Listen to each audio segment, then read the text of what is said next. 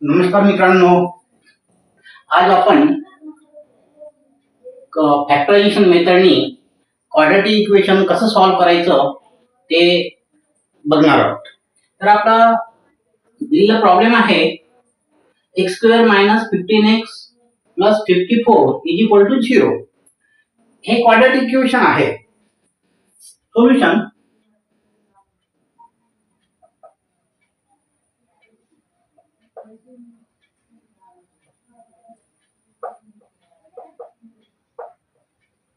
=0. This is given equation. आणि given equation जे आहे ते x² + bx + c = 0 या फॉर्म मध्ये आहे. हा जो फॉर्म आहे हा क्वाड्रॅटिक इक्वेशनचा फॉर्म आहे. म्हणून हे इक्वेशन क्वाड्रॅटिक इक्वेशन आहे. आता आपण मग फॅक्टरायझेशन मेथडने सॉल्व्ह करायचं म्हणजे याचे फॅक्टर कसे पाडायचे. तर बघा, तर x² का म्हणजे हा पहिला टर्म, सेकंड टर्म आणि थर्ड टर्म किंवा लास्ट टर्म. फर्स्ट टर्मचा कोएफिशिएंट आहे 1 गुणिले लास्ट टर्म आहे 54 = 54. याचा प्रोडक्ट आला 54. आता मिडल टर्मचा कोएफिशिएंट आहे -15. आता -15 चे असे दोन भाग पाडायचे की ज्यांचा गुणाकार -50 म्हणजे +54 येईल आणि त्यांची सम मात्र किंवा बेरीज मात्र -15 येईल. तर तुम्ही बघा -9 × -6 किती होते? -9 × -9 × 6 54 आणि -9 - 6 -9 + -6 = -50.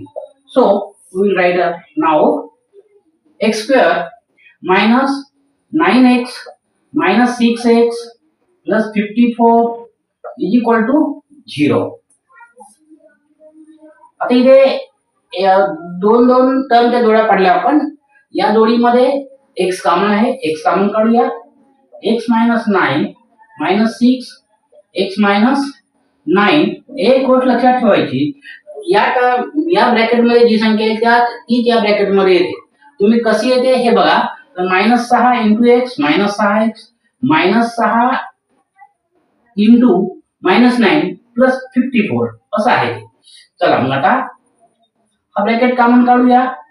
मग इथे शिल्लक राहते x - 6 दुसऱ्या ब्रॅकेट मध्ये, पहिल्या ब्रॅकेट मध्ये x - 9 आणि दुसऱ्या ब्रॅकेट मध्ये x - 2. आता दोघांचा जो प्रोडक्ट आहे किती आहे? 0 आहे. a × b = 0. then a = 0 or b = 0. same rule.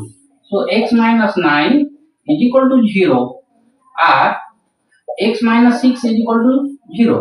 तर हे दोन प्रोडक्ट आहे. हे काय आहे? दोन फॅक्टर्स आहेत. हे फॅक्टर काय आहे? x² - 15x + 54. म्हणून आपण फॅक्टर पाडून हे प्रॉब्लेम सॉल्व्ह करतो. Okay. So x - 9 = 0. therefore x = 9. x - 6 = 0. therefore x = 6. -9 and 6 are the roots of given